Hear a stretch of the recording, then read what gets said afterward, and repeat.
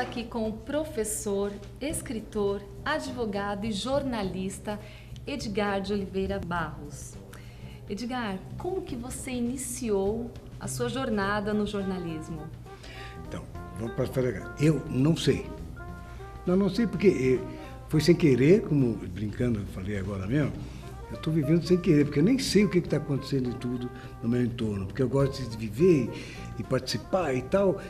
À época, eu era garoto igual vocês e trabalhava no escritório do DR, Departamento de Estrada de Rodagem. E a gente tinha lá um clubinho e eu resolvi fazer um jornalzinho, não sei por que também fazer um jornalzinho, não tinha nada a ver. Aí apareceu lá uma senhora que trabalhava nos Diários Associados e falou, quem faz esse negócio aqui? Eu falei, fui eu. Quem escreveu isso? Fui eu. Você não quer trabalhar em jornal? Aí eu falei, não sei, quero, não quero. Bom, resumindo, ela arrumou uma carta do doutor Ulisses Guimarães, né, que foi uma figura exponencial da política brasileira, me indicando para o Edmundo Monteiro, que era o diretor dos Diários Associados aqui em São Paulo, era o condômino, eles chamavam, dizendo que eu era um excelente jornalista, que sabia escrever.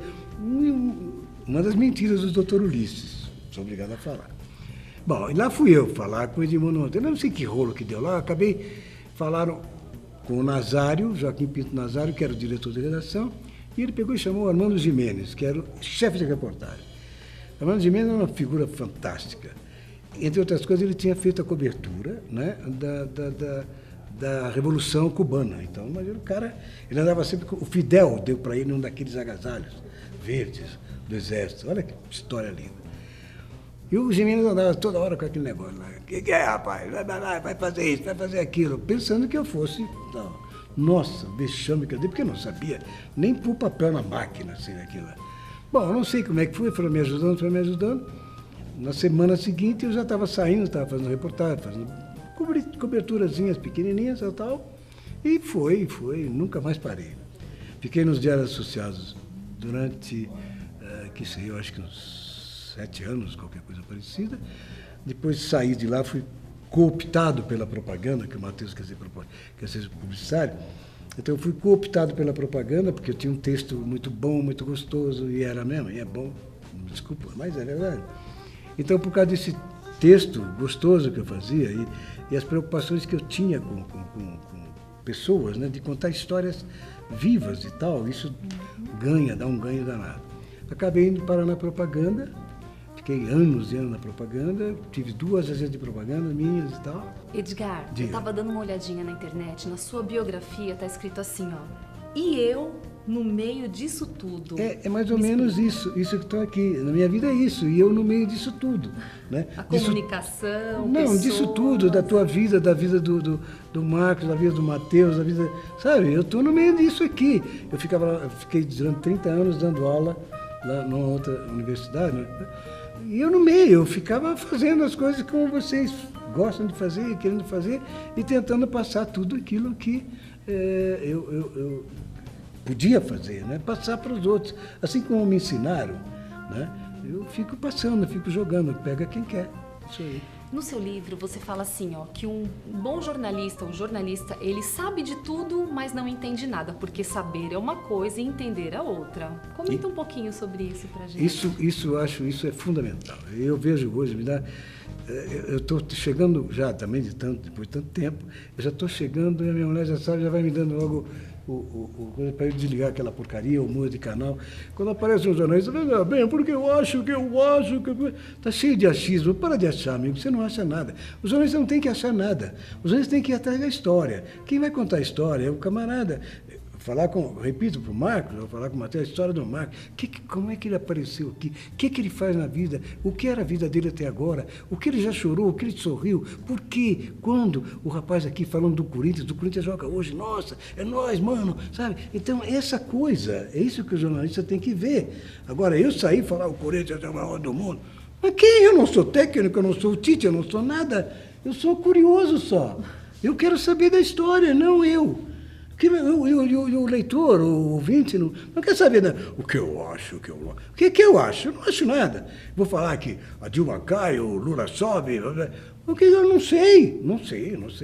O jornalista está aí para perguntar, não é? Nós temos que perguntar aquelas coisinhas básicas: quem, quando, como, onde, o que, por quê. Só não vá além disso. Tinha um amigo, o pai dele falava um negócio, um italiano, falava uns negócios assim: não vá ao sapateiro além do sapato. Ponto. Sabe? Você sabe fazer sapato? Faz sapato. Eu vou fazer uma lâmpada. Amigo, você entende? Não, então não te mete. Né?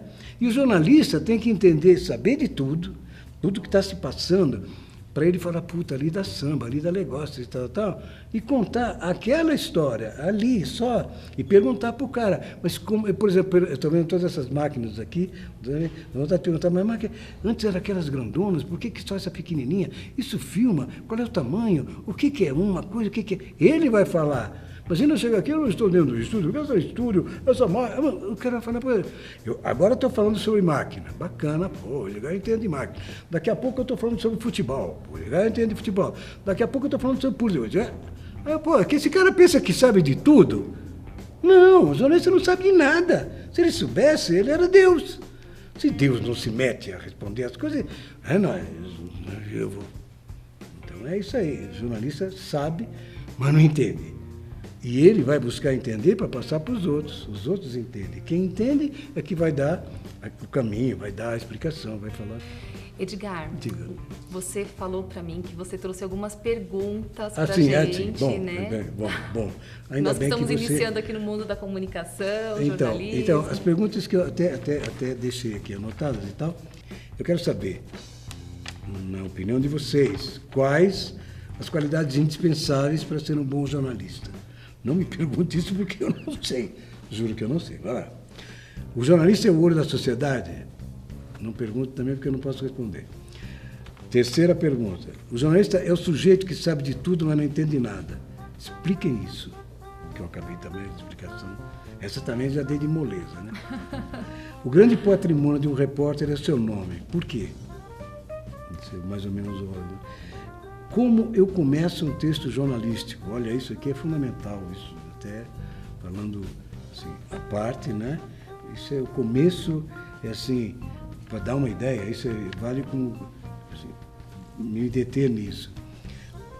O começo é o olho que você troca com o teu namorado ou com a namorada, o futuro namorado. Você olha para a menina olha para você e que pinta aquele negócio. Se não pintar aquele negócio, joga fora o que você escreveu. Isso já é conselho, mas a pergunta é essa. O repórter está no meio das dores do mundo? É outra pergunta. A pauta representa o momento de maior criatividade do jornalista? Quando eu cito, não importa o fato, e sim a repercussão do fato, o que é que eu quero dizer? Que essas questões todas estão contidas naquele meu livro, Quem, Quando, Como, Onde, o que e por quê. Muito bem. Porque o jornalista é um contador de história. O que significa parem as rotativas? Por que os jornais impressos são tão importantes? E aí, uma questão de verdadeiro ou falso.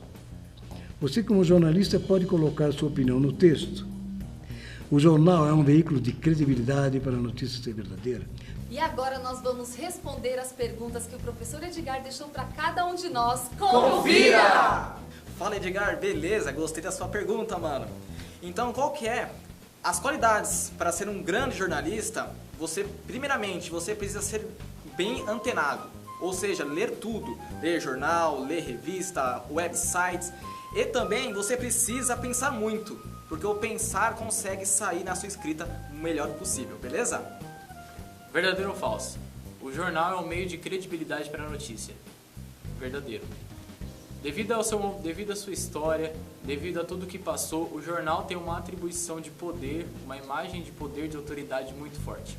Então, por isso, o jornal, ele dá credibilidade à notícia. Independente do momento que vivemos hoje, na era digital, em meio a tantas maneiras de comunicação, o jornal sempre foi e sempre será uma maneira de dar crédito à notícia. O grande patrimônio do repórter é o seu nome, por quê? Porque tudo que você faz, todo trabalho que você realiza está ligado ao seu nome. Nome de grandes jornalistas, quando você fala William Bonner, William Vac, você tem referências do trabalho que ele passa, que ele está passando para o seu público. Então, assim, o seu nome, ele carrega tudo aquilo que você tem feito durante ao longo do tempo. Claro que isso, como já falei, exige tempo. Você não vai chegar numa redação, você acabou de sair do curso de jornalismo e você não vai chegar na frente do computador e poder produzir um belo texto. Não, isso exige tempo. Então, assim, como citado no livro, um texto, você só deve mostrar ele quando ele estiver excelente. Você não deve mostrar um texto ruim nem mesmo para sua mãe. E sim quando ele estiver excelente, aí sim você pode transmitir esse texto. Lembrando que ler muito, estar sempre informado, saber escrever, são pontos fundamentais para ser um bom jornalista. A pauta representa um momento de maior criatividade do jornalista? Sim, pois é pela pauta que irá surgir a curiosidade de ir atrás do assunto, saber melhores informações sobre o que está sendo abordado. Fala, Puertes, dessa vez eu passo a bola para você. E eu vou te perguntar, por que os jornais impressos são tão importantes? É importante porque eles podem ser guardados e relidos depois, né? Se for bem guardado, bem conservado, aí não tem perigo de perder a informação, perder a notícia e perder o fato. Pode guardar para sempre, praticamente. O termo parem as rotativas. Quando se fala em jornal, principalmente você lembra do jornal impresso. Rotativas são aquelas grandes máquinas onde produzem o jornal. Ou seja, quando eu falei esse termo, parem as rotativas, ou seja, vai ter que começar tudo de novo, tudo novamente. Porque aquela matéria que você está escrevendo tem uma importância, porém se chega uma notícia quente que tem mais importância, por exemplo, a queda de um avião, você vai parar aquilo que você está produzindo para produzir aquilo a notícia que chegou agora, aquela notícia quente. Por isso o termo parem as rotativas, parem isso que você está fazendo e faz algo novo, algo que eu estou trazendo para você. O repórter está no meio das dores do mundo? Sim. É impossível nós fugirmos da definição good news, bad news, good news. No momento em que vivemos hoje, o jornalismo não é só flores, e na verdade nunca foi. O jornalista ele deve estar no meio da história, buscar diversas fontes, pesquisar o máximo possível para poder montar a sua pauta, o seu roteiro, a sua notícia da melhor maneira. O jornalista é um bom contador de história porque os textos que nós escrevemos hoje, porque eu sou jornalista, os textos que escrevemos hoje podem servir como referência para a história amanhã. Então, o que foi escrito hoje, por exemplo, o impeachment, se o jornalista escreveu o que foi impeachment hoje, amanhã será história para o próximo que ler a sua matéria. Fala, Edgar, essa foi boa, hein? Mas aí eu passo para você, Lucas, de novo. Quando eu cito, não importa o fato, mas sim a repercussão, o que eu quero dizer? Responde aí, gigante. Acho que independente da importância da notícia, a repercussão é essencial. Mesmo se for fatos pequenos ou grandes, esses fatos podem vir a ser marcantes para a coletividade, principalmente se for de utilidade pública, porque é importante chegar a todos saberem, todos terem a oportunidade de ler a notícia. O jornalista, ele pode dar a sua opinião no texto? Não. Você é o jornalista, você é aquele cara que sabe de tudo, porém você não sabe um assunto específico e explicar sobre aquele assunto. Você deve transmitir aquilo que o entrevistado está passando para você, correto? Então você não pode dar sua opinião, você apenas reproduz aquilo que o entrevistado está passando para você e essa reprodução que você faz, você vai estar informando o seu público. A música pode influenciar num texto jornalístico? É verdadeiro, já que é possível criar uma situação ou um texto usando a música como inspiração, como por exemplo ela pode ser a própria pauta. Como começar um texto jornalístico? Essa é uma pergunta muito boa. É uma grande dúvida de muitos jornalistas, como começar um texto. Para começar um texto, primeiramente, depois do título e do bigode, você precisa escrever o lead. O que consiste no lead? O lead responde às perguntas que é o livro, o título do livro. O quem, o quando, o onde, o que, o porquê. Então, esse é o principal